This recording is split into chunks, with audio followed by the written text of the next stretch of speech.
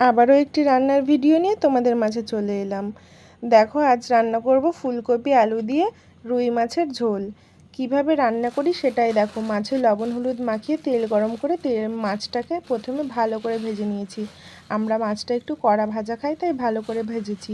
এদিকে মশলা নিয়েছি পেঁয়াজ, আদা, কাঁচা লঙ্কা, শুকনো লঙ্কা, এগুলোকে বেটে নেব। এদিকে ফুলকপি আলুগুলোকে এবার ভেজে নেব। মাছটা ভাজা হয়ে গেলে, মাছটা মোটামুটি কিছুটা মাছ হয়ে গেছে, কিছুটা বাকি। এবার পুরো সব মাছগুলো হয়ে গেলে ফোড়নের জন্য দেখো নিয়েছি জিরে, শুকনো লঙ্কা, তেজপাতা আর পেঁয়াজ কুচি। মাছগুলো ভাজার পরে আমি ফুলকপি আর আলুগুলোকে বেশ লাল লাল করে ভেজে নিয়েছি। দেখো, এদিকে ফুলকপি ভাজা হয়ে গেছে, মাছ ভাজা হয়ে গেছে, আলুটাও ভাজা হয়ে গেছে।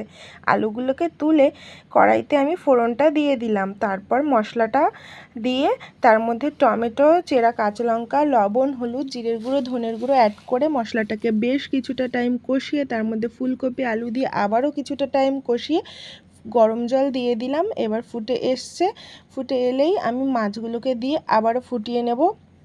আমার তরকারি কিন্তু রেডি। তার মধ্যে আমি দিয়েছিলাম লাস্টে একটু গরম মশলা। কেমন লাগলো অবশ্যই জানিও। টাটা।